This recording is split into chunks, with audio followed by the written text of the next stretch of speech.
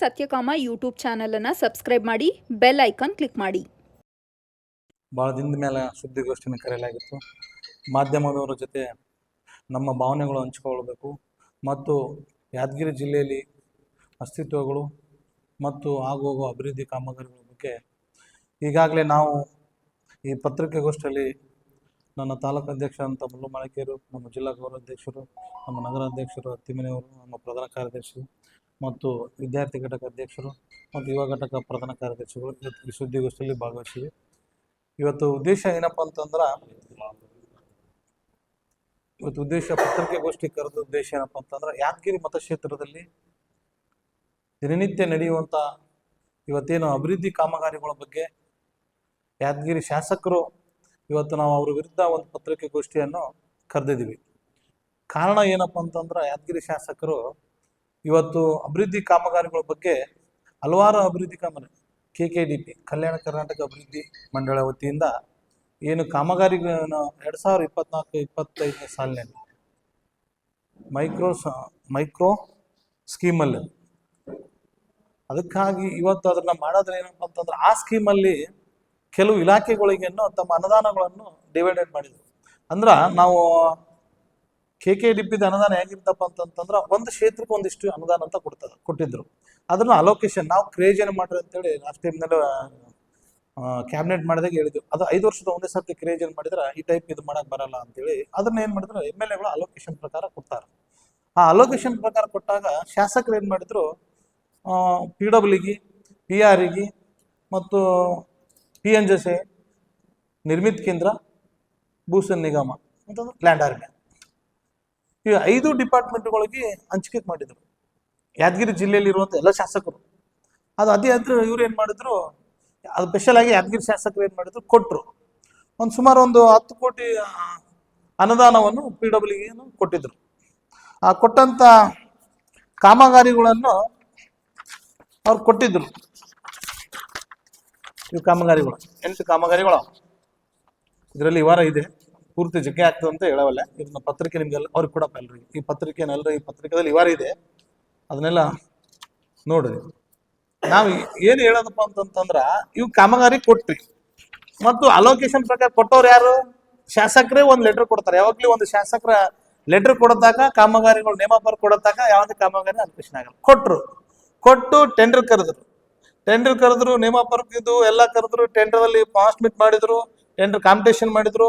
ಆ ಟೆಂಡರ್ ನಿಯಮಗಳು ಯಾವ್ದು ನಿಂತಪ್ಪ ಅಂದ್ರೆ, ಈ ಪ್ರಕ್ರಿಮೆಂಟ್ ಟೆಂಡರ್ ಅಂದ್ರೆ ಇಡೀ ಇಂಡಿಯಾದಲ್ಲಿ ಯಾರಾದ್ರೂ ಹಾಕ್ಬೋದು. ಯಾದಗಿರಿ ಹಾಕ್ಬೇಕಂತ ಏನು ಅನಿಸಿಲ್ಲ. ಅಂದ್ರೆ ಆನ್ಲೈನ್ ಅಂದ್ಮ್ಯಾಕ ಎಲ್ಲ ಕಡೆಯಿಂದ ಓಪನ್ ಇರ್ತದೆ ಟೆಂಡರ್. ಅವ್ರು ಎಲ್ಲಾದ್ರೂ ಹಾಕ್ಬೇಕು. ಸರ್ಕಾರದ ನಿಯಮದ ಪ್ರಕಾರ ಯಾರು ಕಂಡೀಷನ್ಗಳಿಗೆ ಎಲಿಜಿಬಲ್ ಇದ್ದಾರೆ, ಕೆಲವ್ರು ಅಬಾವ್ ಹೋಗ್ತಾರ, ಕೆಲವ್ರು ಲೆಸ್ ಹೋಗ್ತಾರ. ಸರ್ಕಾರಕ್ಕೆ ಆದಾಯ ಬರೋದು ನೋಡ್ತಾರೆ. ಸರ್ಕಾರಕ್ಕೆ ಆದಾಯ ಬಂದಾಗ ಯಾರು ಕರೆಕ್ಟ್ ಆಗಿದ್ದಾರೆ, ಯಾರು ಸರ್ಕಾರಕ್ಕೆ ಉಳಿತಾಯ ಮಾಡೋಂಥವ್ರಿಗೆ ಆ ಟೆಂಡರ್ ಪ್ರಕಾರ ಯಾರು ಎಲ್ಲೋನಿದ್ದಾರೆ ಅಂಥವ್ರಿಗೆ ಇದನ್ನ ಕಾಮಗಾರಿನ ವಹಿಸ್ತಾರೆ. ಅದು ಏನು ಅಗ್ರಿಮೆಂಟು ಅದೆಲ್ಲ ಮಾಡಿ ಕಾಮಗಾರಿ ಕಂಡೀಷನ್ಗಳ ಪ್ರಕಾರ ಅಗ್ರಿಮೆಂಟ್ ಮಾಡ್ಕೊಂಡು ಅವ್ರಿಗೆ ವಹಿಸಂತ ಕೆಲಸ ಮಾಡ್ತಾರೆ. ಇನ್ನು ಆ ಟೆಂಡರ್ ಟೆಕ್ನಿಕಲ್ ಓಪನ್ ಆಗಿಲ್ಲ, ಫೈನಾನ್ಸಿಯಲ್ ಓಪನ್ ಆಗಿಲ್ಲ.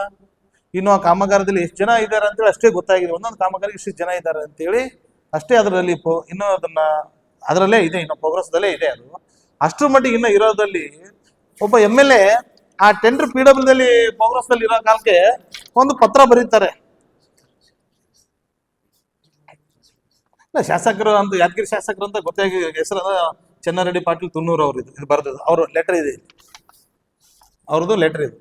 ಎಂದ್ ಕೊಟ್ಟಿದ್ದಾರಪ್ಪ ಅಂತಂದ್ರೆ, ಇದೇ ತಿಂಗಳ 11ನೇ ತಾರೀಕಿಗೆ 2025 ಇದೇ ತಿಂಗಳ ಕೊಟ್ಟಿದ್ದಾರೆ. ಅದು ಯಾರಿಗೆ ಕೊಟ್ಟಿದ್ದಾರೆ? ಜಿಲ್ಲಾಧಿಕಾರಿಗಳು ಕೊಟ್ಟಿದ್ದಾರೆ. 2024 ಇದು ಕೊಟ್ಟು 2024ರಲ್ಲಿ ಇದಂಥ ಕಾಮಗಾರಿಗಳನ್ನು PWಯಿಂದ ಬದಲಾವಣೆ ಮಾಡಿ ಲ್ಯಾಂಡ್ ಆರ್ಮಿಗೆ ಕೊಡ್ರಿ ಅಂತ. ಇಲ್ಲಿ ಕಾರಣನೇ ಕೊಟ್ಟಿಲ್ಲ, ವಿಷಯಗಳು ಬರ್ದಿದ್ದಾರೆ. ಇದರಲ್ಲಿ ಎದಕ್ಕೆ ಕೈ ಬಿಡ್ಬೇಕು, ಕೆಲಸಗಳಲ್ಲಿ ಬ್ಯಾಡ ಅಂತೇಳಿ ಈ ಇಲಾಖೆ ವಹಿಸ್ಬೇಕಂತಂದ್ರ ಕಾರಣ ಇದು ಬೇಕಲ್ಲ. ಒಂದು ಕಾಮಗಾರಿ ಕ್ಯಾನ್ಸಲ್ ಮಾಡಬೇಕು, ಅದನ್ನ ತೆಗೆದು ಬೇರೆ ಡಿಪಾರ್ಟ್ಮೆಂಟ್ ಕೊಡ್ಬೇಕಂದ್ರೆ ಒಂದು ಕಾರಣ ಬೇಕಲ್ಲ. ಎಲ್ಲಿ ಕಾರಣ ಕೊಟ್ಟಿಲ್ಲ. ಅಂದ್ರ ಇದು ಒಂದೇ ಡಿಪಾರ್ಟ್ಮೆಂಟ್ ಅಲ್ಲ. ನಾನು ಹೇಳೋದು PMJC ಕೊಟ್ಟಿದ್ದಾರೆ, ಬೇರೆ ಇನ್ನೊಂದು ಯಾವುದಕ್ಕೆ ಕೊಟ್ಟಿದ್ದಾರೆ, ರೋಡಿಗೆ ಕೊಟ್ಟಿದ್ದಾರೆ. ಇದೇ ಕೆಲಸನ 2023-24ನಲ್ಲಿ ಇದೇ ಕಲ್ಯಾಣ ಕರ್ನಾಟಕ ಅಭಿವೃದ್ಧಿ ಅನುದಾನದಲ್ಲಿ ಕಾಮಗಾರಿ ಮಾಡಿದ್ರು. ಅವಾಗೂ ಕೂಡ ಅತ್ತೆ ನನ್ನೊಂದು ಕೆಲಸ ಮಾಡಿದ್ರು.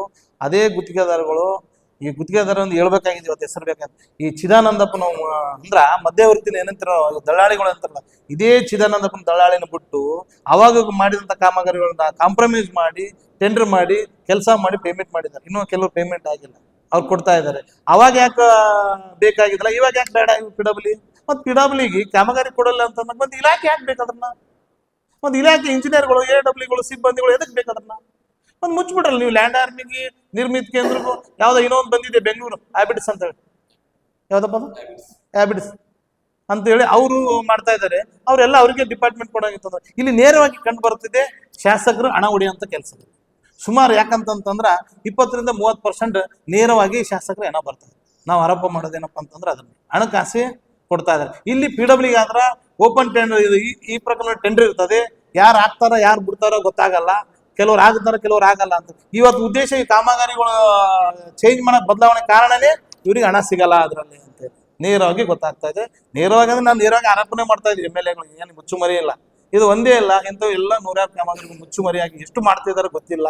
ಆದ್ರ ನಾವು ಶಾಸಕರಿಗೆ ಒಂದು ಮಾತು ಹೇಳ್ತೀನಿ, ಇದನ್ನ ಆಚೆಗೆ ಬರ್ಬೇಕು ನಿಮ್ಮ ಜನ. ನೀವು ವಯಸ್ಸಾಗಿನ ರಾಜಕಾರಣ ಹೇಳ್ತೀರಿ, ನಾನು 40 ವರ್ಷ ನಾನು ರಾಜಕಾರಣ ಮಾಡಿ ಅಂತ ಇದೇ ಮಾಡಿದ್ರಿ. 40 ವರ್ಷ ರಾಜಕಾರಣ ನೀವು MLC ಆಗಿದ್ರಿ, ಜಿಲ್ಲಾ ಪಂಚಾಯತ್ ಸದಸ್ಯರಾಗಿದ್ರಿ, ನೀವು ಇದೇ ಮಾಡಿದ್ರೆ. ನಾವು ಹಿರಿಯ ರಾಜಕಾರಣದವರು ನಾವು 1 ನಯ ಪೈಸಾ ಭ್ರಷ್ಟಾಚಾರ ಮಾಡಿದಿಲ್ಲ ಅಂತ ಹೇಳ್ತೀರಿ. ಮತ್ತೆ ಇದು ಎದಕ್ಕೆ ನೀವು ಭ್ರಷ್ಟಾಚಾರ ಮಾಡಿದಿಲ್ಲ ಅಂತಂದ್ರೆ ಈ ಟೆಂಡರ್ ಕಾಮಗಾರಿ ಓಪನ್ ಮಾಡಿಸ್ರಲ್ಲಿ ಯಾರಿಗೇನಾಗ್ಲಿ. ನಾವೇನು ಗುತ್ತೇದಾರ ಪರ ಇಲ್ಲ. ಗುತ್ತೇದಾರಗಳನ್ನ ಮನುಷ್ಯರಿದ್ದಾರೆ. ಗುತ್ತೇದಾರರಿಂದ ಅವ್ರ ಜನರು, ಅವರು ಒಬ್ಬ ಗುತ್ತೇದಾರ ಬದುಕಬೇಕಾದ್ರೆ 40-50 ಜನ ಅವ್ರ ಜೊತೆ ಕೆಲಸ ಮಾಡ್ತಾರೆ, ಗಾಡಿ ಓಡಿಸೋರು ಇರ್ತಾರೆ, ಲೇಬರ್ ಇರ್ತಾರೆ, ಅವರೆಲ್ಲ ಬದುಕ್ತಾರಲ್ಲ. ಒಬ್ಬ ಗುತ್ತೇದಾರ ಒಬ್ಬ ಬದುಕಲ್ಲ. ಆ ಗುತ್ತೇದಾರಗಳ ನಿಮ್ಮ ಪಕ್ಷದವರು ಇರ್ಬೋದಲ್ಲ. ಕಾಂಗ್ರೆಸ್ದಾಗ ಇದ್ದಾರೆ, BJPದಾಗ ಇದ್ದಾರೆ, JDSದಾಗ ಇದ್ದಾರೆ, ಎಲ್ಲ ಕಾಮಗಾರಿಗಳು ಮಾಡ್ತಾರಲ್ಲ. ಮತ್ತೆ ಅವ್ರೇ ನಮ್ಮ ಪಾರ್ಟಿದವರು, ನಿಮ್ದೇ ಇರಲ್ಲ. ಇಲ್ಲಿ ಯಾದಗಿರಿಯಲ್ಲಿ ವಿರೋಧ ಪಕ್ಷ, ನಾನು ಮೊದಲಿಂದ ಹೇಳ್ಕೊಂತ ಬಂದು ಇಲ್ಲಿ ಅಂಡರ್ಸ್ಟ್ಯಾಂಡಿಂಗ್ ರಾಜಕಾರಣ ಮಾಡ್ತಾರೆ ಯಾದಗಿರಿಯಲ್ಲಿ. ಇವತ್ತು BJPದಾಗ ಅಧಿಕಾರ ಬಂದ್ರೆ ಕಾಂಗ್ರೆಸ್ದವ್ರು ಬಾಯ್ತಾರಲ್ಲ, ಕಾಂಗ್ರೆಸ್ದವ್ರು ಅಧಿಕಾರ ಬಂದ್ರೆ BJPದವರು JDSದವ್ರು ಬಾಯ್ತಾರಲ್ಲ. ಈ ವ್ಯವಸ್ಥೆಯಲ್ಲಿ ಇದ್ದಾಗ ಆಡಳಿತ ಪಕ್ಷದಲ್ಲಿ ವಿರೋಧ ಪಕ್ಷದವ್ರು ಏನ್ ಮಾಡ್ತಿದ್ರಪ್ಪ ನೀವು ಇದನ್ನ ಅಂಡರ್ಸ್ಟ್ಯಾಂಡಿಂಗ್ ರಾಜಕಾರಣ ಮಾಡ್ತಾರ? ಅಭಿವೃದ್ಧಿ ಆಗ್ತದ? ಜನರಿಗೆ ನಾನು ಮನವರಿಕೆ ಮಾಡ್ತೇನೆ, ಯಾದಗಿರಿ ಜಿಲ್ಲೆಯ ಜನರಿಗೆ ನೀವೆಲ್ಲ ಜಾಗೃತಿ ಆಗೋರು. ಈ ಮತದಾರರು, ಶಾಸಕರು ಏನಾಗ್ತಾ ಇದ್ದಾರಪ್ಪ ಅಂತಂದ್ರ ನಮ್ಮ ಒಡೆದು ಹಾಳುವಂತ ನೀತಿಯಲ್ಲಿ ಇದು ಬದುಕ್ತಾ ಇದ್ದಾರೆ. ಇವತ್ತು ಇಂಥ ಶಾಸಕರಿಗೆ ನಾವು ಧಿಕ್ಕಾರ ಹೇಳ್ಬೇಕಾಗ್ತದೆ. ಇಂಥ ಭ್ರಷ್ಟ ಶಾಸಕರನ್ನ ಬೇಕಾಗಿದೆ. ಪ್ರಶ್ನೆ ಕಾಡ್ತಾ ಇದೆ ನಮಗ ಅಭಿವೃದ್ಧಿ ಕಾಮಗಾರಿಗಳಿಂದ. ಇವತ್ತು ನಾನೇ ಹೇಳ್ತೀನಿ, KKDP ಇದ್ದಿದ್ದಿಲ್ಲ ಅಂತಂದ್ರೆ ಅನುದಾನನೇ ಬರಲ್ಲ ನಿಮ್ಗೆ. ಇವತ್ತು ಗ್ಯಾರಂಟಿದಲ್ಲಿ ಸರ್ಕಾರ, ಇವತ್ತು ನಾನೇ ಪತ್ರಿಕೆದಲ್ಲಿ ನಿಮ್ಮ ಮಾಧ್ಯಮದಲ್ಲಿ ನೋಡಿದ್ದೀನಿ, 64,000 ಕೋಟಿ ಬ್ಯಾಲೆನ್ಸ್ ಇದೆ, ಗುತ್ತಿಗೆದಾರರಿಗೆ ಕೊಡಬೇಕು. ಇವತ್ತು ನೀಳಾಕಂತ ಪರಿಸ್ಥಿತಿ ಇದೆ. ಸತ್ರ ಯಾರಪ್ಪ ಹೊಣೆ? ಸರ್ಕಾರ ಹೊಣೆನ? ಅವರು ಸಾಲ ಸಂಧಿ ಬಡ್ಡಿಗೆ ಹಂಗೆ ತಂದಿರ್ತಾರೆ. ಹೇಳ್ತೀರಿ ನೀವೆಲ್ಲರೂ. ಅದಕ್ಕಾಗಿ ಹೇಳ್ತೀನಿ, ಚಿದಾನಂದಪ್ಪನವ್ರು ಬಿಟ್ಟು ಹಣ ಹೊಡೆದ್ರಿ. ನಿಮ್ದು ನೀವು ಇಷ್ಟು ಹೇಳ್ತಿರಲ್ಲ ಹಣ ಹೊಡೆದಿಲ್ಲ ಅಂತ ಹೇಳಿ, ಅವ್ರ ಫೋನು, ಆ ಶಾಸಕರ ಫೋನು ಟ್ಯಾಪ್ ಮಾಡ್ರಿ. ಅವ್ರು ಎಷ್ಟು ಜನ ಎಷ್ಟು ಮಾತಾಡ್ತಾರೆ, ಯಾರ ಜೊತೆ ಇದು ಮಾಡ್ತಾರೆ, ಇಡೀ ಗುತ್ತೇದಾರ ಬಳಿಯಿಂದ ಕಲೆಕ್ಷನ್ ಮಾಡಿ ಒಂದು ವಯ ಯಾರಪ್ಪ ಅಂದ್ರೆ ಚಿದಾನಂದಪ್ಪನ ಮುಂದೆ ಬಿಡ್ತಾರೆ ಹಣ ಹೊಡಿಲಿಕ್ಕೆ. ನೇರವಾಗಿ ಚಿದಾನಂದಪ್ಪನ ತುರುವ ಮಾಡಿ 15%, 20% ಯಾರು ಕೊಡ್ತಾರೋ ಅವರಿಗೆ ಕೆಲಸ ಕೊಡ್ತೀನಿ ಅಂತ ಹೇಳು, ಇಲ್ಲ ಅಂತಂದ್ರೆ ನಾವು ರದ್ದು ಮಾಡ್ತೀನಿ ಅಂತ ಹೇಳ್ತಾರೆ ಅವ್ರ ತುರ ಶಾಸಕರು. ಇದನ್ನ ಸರಿನಾ? ಯಾಕೆ ಪ್ರಶ್ನೆ ಮಾಡ್ತಲ್ಲ ಜನ ವಿರೋಧ ಪಕ್ಷದವರು? ಇವತ್ತು ಸಂಘಟನೆ ನಾವೇ ಸಂಘಟನೆದವ್ರು ಕೇಳ್ಬೇಕಾಯ್ತು ನಿಮ್ಗೆ. ನಾವು ಯಾರು ಸಹಿಸ್ಕೊಂತಾರೋ ಬಿಡ್ತಾರೋ ಕರ್ನಾಟಕ ರಕ್ಷಣೆಗೆ ಸಹಿಸಲ್ಲ. ನಾವು ಅಭಿವೃದ್ಧಿ ಕಾಮಗಾರಿ ಜೊತೆ ಯಾವುದೇ ಶಾಸಕರಲ್ಲ ಅವ್ರ ಜೊತೆ ಕೈ ಜೋಡಿಸ್ತೀವಿ. ನಮ್ಮ ಜಿಲ್ಲೆ ಅಭಿವೃದ್ಧಿ ಆಗ್ಬೇಕು, ನಮ್ಮ ಕ್ಷೇತ್ರ ಅಭಿವೃದ್ಧಿ ಆಗ್ಬೇಕು. ಯಾಕಂತಂದ್ರ ಇವತ್ತು ಗ್ರಾಮೀಣ ರಸ್ತೆಗಳು ಯಾವ ರೀತಿಯಾಗಿ ಅಧಿಕಟ್ಟಿದೆ, ಏನ್ ಮಾಡ್ತಾ ಇದ್ದಾರೆ ಇವತ್ತು ಇನ್ನೂ ಇದೆ. ನಾನು ಇವತ್ತು ಒಂದು ಪ್ರೆಸ್ ಮೀಟ್ ಮಾಡೋದಲ್ಲ, ಇನ್ನು ಕೆಲವೇ ದಿನಗಳಲ್ಲಿ ಇನ್ನೂ ಅವರು ದಾಖಲಾತಿಗಳನ್ನು ತರಿಸ್ತೀನಿ. ಯಾದಗಿರಿಯಲ್ಲಿ ಅವರು ಏನೇನ್ ಭ್ರಷ್ಟಾಚಾರಗಳು ಮಾಡ್ತಾ ಇದ್ದಾರೆ ಶಾಸಕರು, ಅವ್ರ ಮಗನ್ ಮುಂದೆ ಬಿಟ್ಟು ಏನ್ ಮಾಡ್ತಾ ಇದ್ದಾರೆ. ಇವತ್ತು ಯಾವ ಈ ರೀತಿಯಾಗಿ ಕಾನೂನು ಸುವ್ಯವಸ್ಥೆ ಈ ಶಾಸಕರಿಂದ ಹದಗೆಡುತ್ತಿದೆ. ಹಾಗಾಗಿ ನೇರವಾಗಿ ಶಾಸಕರೇ ಎಚ್ಚೆತ್ತುಕೊಂಡು, ನೀವು ಅಭಿವೃದ್ಧಿ ಕಾಮಗಾರಿ ಬಗ್ಗೆ ಮತ್ತೆ ಅಧಿಕಾರಿಗಳ ಬಗ್ಗೆ ನಿಮ್ಮ ವಿಶ್ವಾಸ ಇಲ್ಲ ಅಂತಂದ್ರ, ಮತ್ತು ನಾನು ಇನ್ನೊಂದು ಇವತ್ತು ಇಲಾಖೆ PW ಸಚಿವರಿಗೆ ಹೇಳ್ತೀನಿ, ಪಾರದರ್ಶಕ ನಂಬಲ್ಲಿ ಇಲ್ಲ ಅಂತ ಹೇಳ್ತೀರಿ. ಮತ್ತೆ ಇದೇನ್ ಪಾರದರ್ಶಕ? ಮತ್ತೆ ಇದಲ್ಲ ಇದು. ಮತ್ತೆ ನಿಮ್ ಇಲಾಖೆಯಿಂದ ಹಣವನ್ನು ಆ ಕಡೆ ಕೊಡೋಂತ ನಿಮ್ ಇಲಾಖೆ ಎದಕ್ ಬೇಕು? ಮತ್ತೆ PW ಸಚಿವರಿಗೆ ನಾನು ಕೇಳ್ತೀನಿ, ಯಾದಗಿರಿ ಬಂದಾಗ ಹೇಳಿದ್ರಿ ನೀವು. ಮತ್ತೆ ನಿಮ್ ಇಲಾಖೆ ಕೊಟ್ಟಂತ ಅನುದಾನವನ್ನು ಬೇರೆ ಇಲಾಖೆ ಕೊಡಂತ ನಿಮ್ಮ ಶಾಸಕರು ಹೇಳ್ತಾರಲ್ಲ, ಮತ್ತೆ ನೀವೇನ್ ಕ್ರಮ ತಗೊಂತೀರಿ ಇವ್ರನ್ಯಾಗ? ಮಾನ್ಯ ಮುಖ್ಯಮಂತ್ರಿಗಳು ಏನ್ ಮಾಡ್ತೀರಿ ಇದನ್ನ? ಜಿಲ್ಲಾಧಿಕಾರಿಗಳಿಗೆ ನಾನು ಮನವಿ ಮಾಡ್ತೀನಿ, ಅವ್ರು ಯಾವುದೇ ಒಂದು ಪತ್ರ ಬರ್ತಾರೆ, ಯಾವುದೇ ಕಾರಣ ತೋರಿಸಿಲ್ಲ, ನೀವು ಕಾರಣ ತೋರಿಸಲಾರ್ದು ಈ ಕಾಮಗಾರಿಗಳನ್ನು ಬದಲಾವಣೆ ಮಾಡಕ್ ನೀನು ಅವಕಾಶ ಕೊಡಬಾರ್ದು. ಒಂದು ವೇಳೆ ನೀವೇನಾದ್ರೂ ಬದಲಾವಣೆ ಮಾಡಿದ್ರೆ ನಾವು ಶಾಸಕರಿಗೆ ಯಾವುದೇ ಕಾರ್ಯಕ್ರಮದಲ್ಲಿ ಅವನು ಭಾಗವಹಿಸಿದ್ರ ನಾವು ವಿರೋಧ ಮಾಡ್ತೀವಿ. ಅಲ್ಲಿ ಆಗುವಂತ ಘಟನೆಗಳು ಸಂಬಂಧಪಟ್ಟ ಪೊಲೀಸ್ ಅಧಿಕಾರಿಗಳು, ಜಿಲ್ಲಾಡಳಿತ ನೇರ ಹೊಣೆ ಆಗ್ತದೆ. ನಾವು ಹೇಳೋದಷ್ಟೇ, ಇವುದು ಯಾವುದೇ ಕಾರಣ ಕಾಮಗಾರಿಗಳನ್ನು ಬದಲಾವಣೆ ಆಗ್ಬಾರ್ದು, ಅಭಿವೃದ್ಧಿ ಕಾಮಗಾರಿಗಳನ್ನು ಕುಂಠಿತ ಆಗ್ಬಾರ್ದು, ತಡೆಯುವಂತ ಕೆಲಸ ಮಾಡಬಾರ್ದು. ಅಭಿವೃದ್ಧಿ ಕಾಮಗಾರಿಗಳು ಮತ್ತು ಟೆಂಡರ್ ನಿಯಮದ ಏನಿದೆ, ಈ ಪ್ರಕ್ರಮೆಂಟ್ ಅಂತ ಅಂತಿರಲ್ಲ ಸರ್ಕಾರದ ನಿಯಮ, ಆ ನಿಯಮದ ಪ್ರಕಾರ ಪಾರದರ್ಶಕ ಆಗಿ ಯಾವುದೇ ಅಡಚಣೆ ಆಗದೇನೆ ಆ ನಿಯಮದ ಪ್ರಕಾರ ಟೆಂಡರ್ ಮಾಡ್ರಿ. ನಾವು ಯಾವ್ದೇ ಗುತ್ತಿಗೆದಾರಿಗೆ ನೀವು ಯಾರಿಗೆ ಮಾಡ್ಲಿ, ಎಲ್ಲೋನ್ ಯಾರು ಇರ್ತಾರ ಅವ್ರಿಗೆ ಮಾಡ್ರಿ. ಯಾವುದೇ ಗುತ್ತಿಗೆದಾರಲ್ಲ, ಅದ್ರೊಳಗೆ ಎಷ್ಟು ಮಂದಿ ಅರ್ಜಿ ಹಾಕಿರ್ತಾರೆ, ಪಾಸ್ಮೆಂಟ್ ಮಾಡಿರ್ತಾರೆ, ಅವ್ರಿಗೆ ಯಾರಿಗೆ ಆದ್ರೂ ಆಗ್ಲಿ. ಆದ್ರ ಇದರಲ್ಲಿ ಮೂಗ್ ತೋರಿಸಂತ ಕೆಲಸ ಶಾಸಕರು ಮಾಡಬಾರ್ದು. ಇನ್ನು ಮುಂದಿಂದ ನೀವೇನಾದ್ರೂ ಇದೇ ರೀತಿಯಾಗಿ ಮಾಡಿದ್ರ ನಾವು ನಿಮ್ಮ ವಿರುದ್ಧ ಆದಿ ಬೀದಿಯಲ್ಲಿ ಚರ್ಚೆನೆ ಮಾಡ್ಬೇಕಾಗ್ತದೆ.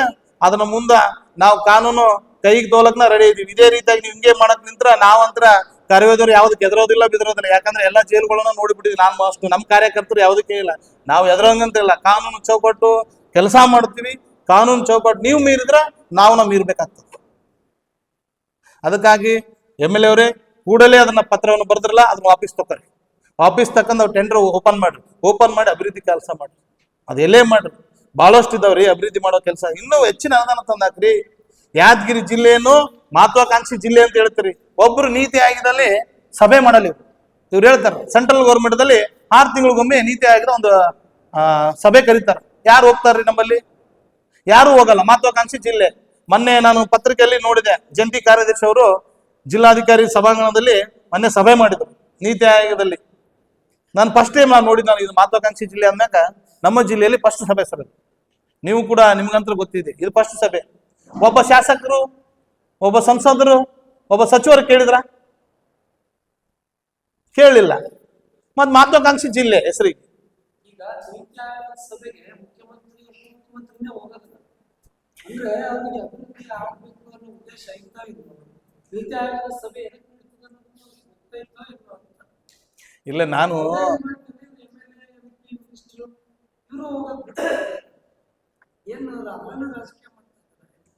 ನಾನು ಇವಾಗ ಸರ್ಕಾರ CM ಮಾನ್ಯ ಮುಖ್ಯಮಂತ್ರಿ ಮಾನ್ಯ ಉಪಮುಖ್ಯಮಂತ್ರಿಗಳಿಗೆ ಓಕೆ, ನಾ ಏನಂತೀನಿ ಅವ್ರು ಹೋಗ್ಬೇಕು ಅವ್ರನ್ನ.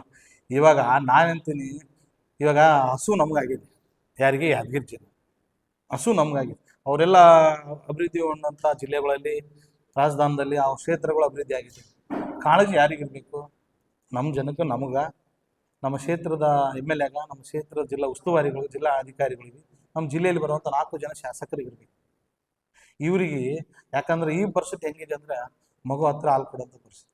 ಇವಾಗ ನಾವು ಸುಮ್ಮನೆ ಕೂತ್ರಕ್ಕೆ ಕೊಡಲ್ಲ. ಇವ್ರು ಹೋಗಿ 4 ಜನ CM ಅವರಿಗೆ, ಉಪಮುಖ್ಯಮಂತ್ರಿಗಳಿಗೆ ಹೋಗ್ಬೇಕ್ರಿ. ಸಂಸದರಿದ್ದಾರೆ, ಹೋಗಿ ಹೇಳ್ಬೇಕು. ಕೇಂದ್ರ ಮೇಲೆ ಒತ್ತಡ ಇರಬೇಕು. ಏರಿ ನಮ್ಗೆ ನೀತಿ ಆಯೋಗದಲ್ಲಿ ನಮ್ಗೆ DPR ಮಾಡ್ರಿ, ಇವರು ಜಿಲ್ಲಾ ಉಸ್ತುವಾರಿ DPR ಮಾಡಿಕೊಡ್ರಿ. DPR ಮಾಡಿ ಪ್ರಪೋಸಲ್ ಕಳಿಸ್ರಿ, ಬೆಂಗಳೂರು ಡೆಲ್ಲಿ ಕಳಿಸ್ರಿ, ಅದನ್ನ ಫಾಲೋ ಅಪ್ ಮಾಡ್ರಿ. ಸಂಸದರಿದ್ದಾರೆ. ನಾ ಏನಂತೀನಿ, ಎಲೆಕ್ಷನ್ ಬಂದಾಗ ನಿಮ್ಮ ಪಾರ್ಟಿಗಳು ನೋಡ್ರಿ. ಆದ್ರೆ ಎಲೆಕ್ಷನ್ ಇಲ್ಲಾರ್ದ ನೀವು ಯಾವ್ದು ಪಾರ್ಟಿ ನೋಡ್ಬೋದು. ದಯವಿಟ್ಟು ನಾನು ಹೇಳ್ತೀನಿ, ನೀವು ಇದೇ ರೀತಿಯಾಗಿ ಯಾದಗಿರಿ ಜಿಲ್ಲೆಯ ಜನರು 4 ಜನ, ಒಂದು ಸಚಿವರು ಹಿಡ್ಕೊಂಡು ಹೇಳ್ತೀನಿ, ಎಲ್ಲರೂ ಸ್ವಾರ್ಥಕ್ಕೆ ಬಿದ್ದಿದ್ದಾರೆ. ಎಲ್ಲರೂ ನಿರ್ಮಿತ ಕೇಂದ್ರಕ್ಕೆ, ಲ್ಯಾಂಡ್ ಆರ್ಮಿ ಮನೆ ಹೋಗ್ತಾ ಇದ್ದಾರೆ. ಯಾಕಪ್ಪ ಅಂತಂದ್ರೆ ನೇರವಾಗಿ 20% 30% ಅಡ್ವಾನ್ಸ್ ಆಗಿ ಹಣ ಬರ್ತಾ ಇದೆ. ಈ PWಗೆ, PRಗೆ, PNGC ಕೊಟ್ಟರೆ ಏನು ಬರಲ್ಲ. ಈ ಗುತ್ತಿಗೆದಾರಗಳಿಗೆ ಲಾಭ ಮಾಡೋದ್ರಿಂದ ನಮಗೇನು ಬರಲ್ಲ. ಇದೊಂದು ದೊಡ್ಡದು ಉದ್ಯಮಿ ಮಾಡ್ಕೊಂಡ್ಬಿಟ್ಟಿದ್ದಾರೆ. ಇದೊಂದು ಬಿಸ್ನೆಸ್ ಮ್ಯಾನ್. ಈಗ ಎಂತ ಬಂಡವಾಳ ಉದ್ಯಮಿದಾರ ಅಂತ ಹೇಳ್ತೀವಲ್ಲ, ಯಾವುದೋ ಒಂದು ಉದ್ಯೋಗ, ಒಂದು ದುಡ್ಡು ಹಾಕೋದು. ಶಾಸಕರು ಅಂದ್ರೆ ಒಂದು ಉದ್ಯೋಗ, ದುಡ್ಡು ಹಾಕೋದು, ದುಡ್ಡು ತೆಗೆಯುವಂಥದ್ದು ಆಗಿದೆ. ಯಾಕಂದ್ರೆ ಅವಾಗೆಲ್ಲ ಎಲೆಕ್ಷನ್ ಒಂದು ಅಭಿವೃದ್ಧಿ ಮಾಡ್ಬೇಕು, ಜನರಿಗೆ ಒಳ್ಳೇದು ಮಾಡ್ಬೇಕು, ನಮ್ಮಲ್ಲಿ ಗೂಳೆ ಹೋಗೋದು ತಪ್ಪಿಸ್ಬೇಕು, ಯುವಕರಿಗೆ, ನಿರುದ್ಯೋಗ ಇರುವಂಥ ಯುವಕರಿಗೆ ಉದ್ಯೋಗ ಕೊಡಿಸ್ಬೇಕು. ನಿಮ್ಮಲ್ಲಿ ತಾಕತ್ತಿದ್ರೆ ರೀ, ಬಹಳಷ್ಟು ಇದೆ ರೀ. ಈ ಬಜೆಟ್ದಲ್ಲಿ ತೊಗೊಂಬರ್ರಿ. ಜಿಲ್ಲೆಗೆ ವಿಶ್ವವಿದ್ಯಾಲಯ ತಂದ್ಕೊಡ್ರಿ, ಮೆಡಿಕಲ್ ಕಾಲೇಜ್, ಇಂಜಿನಿಯರಿಂಗ್ ಕಾಲೇಜ್ ತಂದ್ಕೊಡ್ರಿ. ಕಡೆಚೂರು ಮಾಡೋದ್ರೆ ಕೈಗಾರಿಕೆ ಪ್ರದೇಶದಲ್ಲಿ ವಿಷಪೂರಿತ ಕಾರ್ಖಾನೆಗಳು ಇದಾವೆ, ಅದನ್ನ ಬಂದ್ ಮಾಡಿ ಒಳ್ಳೆ ಗಾರ್ಮೆಂಟ್ಸ್ ತಂದು ಉದ್ಯೋಗ ಕೊಡಿಸ್ತಾರೆ. ನಿಮ್ಮಲ್ಲಿ ತಾಕತ್ತಿದ್ರೆ ಅದು ಮಾಡ್ರಲ್ಲ ನಿಮ್ಮ ಅಭಿವೃದ್ಧಿ ಅಂತ ಹೇಳ್ತೀನಿ. ಇವಾಗ ಮಾಡ್ರಲ್ಲ. 25-26ನೇ ಸಾಲಿನ ಬಜೆಟ್ನಲ್ಲಿ ಚರ್ಚೆ ಮಾಡ್ರಿ. ನೀವು ನೋಡಮ್ಮ ಇದನ್ನ ಬಿಟ್ಟು ಇಂಥ ಕಳುದಂತ ಬಿಟ್ಬಿಟ್ರಿ. ಅಭಿವೃದ್ಧಿ ಆಗೋದ್ ಕೆಲಸ ಮಾಡ್ರಿ. ಶಾಸಕರೇ, ನಿಮ್ ಜೊತೆ ನಾವು ಕೈ ಜೋಡಿಸ್ತೀವಿ, ನಿಮ್ ಜೊತೆ ಯಾವುದಕ್ಕಾದ್ರೂ ಹೇಳ್ತೀವಿ. ಆದ್ರೆ ನೀವು ಇಂಥ ತಪ್ಪು ದಾರಿಗೆ ಹೋದಾಗ ನಾವು ಚಾಟಿ ಬೀಸಂತದ್ದು ಕರವೇ ಸಿದ್ಧ ಇರ್ತೀವಿ. ಎಚ್ಚೆತ್ಕೊಂಡು MLA ಅದನ್ನ ಕಾಮಗಾರಿಗಳನ್ನು ಕೈ ಬಿಡಬೇಕು, ಅಭಿವೃದ್ಧಿ ಕಡೆ ಮುಖ ಮಾಡ್ಬೇಕಂತೇಳಿ ಆಗ್ರಹಿಸ್ತದೆ. ಮತ್ತಷ್ಟು ಹೊಸ ಸುದ್ದಿಗಳನ್ನು ನೋಡಲು ಸತ್ಯಕಾಮ ಯೂಟ್ಯೂಬ್ ಚಾನಲ್ ಅನ್ನು ಸಬ್ಸ್ಕ್ರೈಬ್ ಮಾಡಿ, ಬೆಲ್ ಐಕಾನ್ ಕ್ಲಿಕ್ ಮಾಡಿ.